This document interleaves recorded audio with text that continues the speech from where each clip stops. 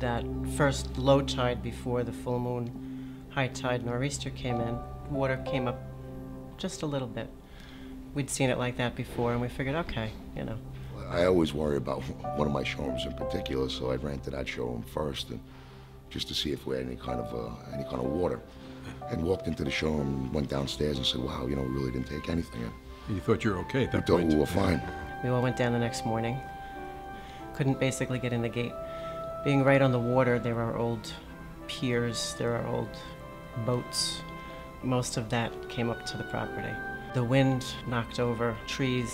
Water must have come gushing up. I mean, it was just 5 feet of water through the showroom, which was right on the main street. And then we went down to our Mazda, Kia, Mitsubishi showroom, and we saw cars floating around, cars moved. Wow. Between the sewage and the water and the gasoline. And the showroom got totally destroyed. Cars, computers, we had to throw everything away. I could not wrap my head around it. The vehicles were moved in there. The couches were on the other side of the room. The power of the water must have been so incredible, it tried to push open the showroom doors. I kept one of the pictures that was on my desk. I don't think I'll ever clean it because it shows how high the water line in my office was. It was, you know, we're talking this high. And then little by little, our employees were coming.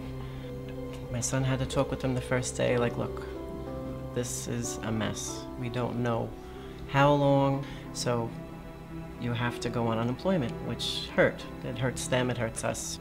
They would still, every day would come down with their overalls on and just start cleaning. They cut sheetrock and threw bleach, and they've been hauling, and they're amazing.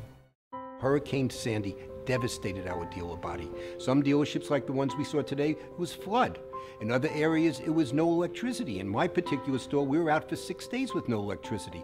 We figured we would try to work upstairs during daylight hours. Of course, no power, no phones, but we dried out some deals. We tried to put the deals together.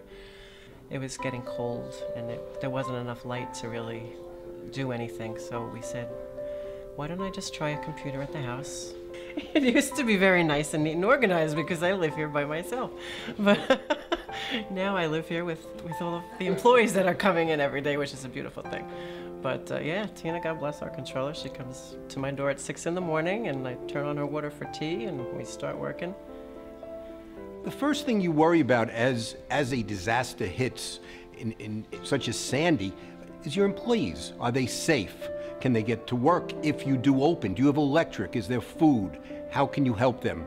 And who do you look for assistance? And that's where the Greater New York Dealers Association and the National Automobile Dealers Association jumped right in and immediately came up with funds to help the employees. One of my employees had lost his home, and he had to relocate his family, and they didn't know where they were going to stay. And the National Automobile Dealers Association put together a fund of $1 million. And the Greater New York Dealers Association added $250,000 to the fund, and we have more money coming in. That is great. And this is for the relief and the assistance of all your employees. Here we have these dealership operations that have gone through such horrible, horrendous kind of things in such a short period of time has been quite dramatic.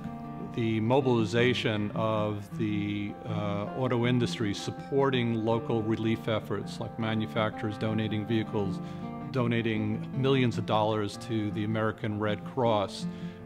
It was just an incredible effort on everybody's part. We may have experienced disasters too many times over the last number of years, but the one thing that we've learned is that we all sort of pulled together as an auto industry.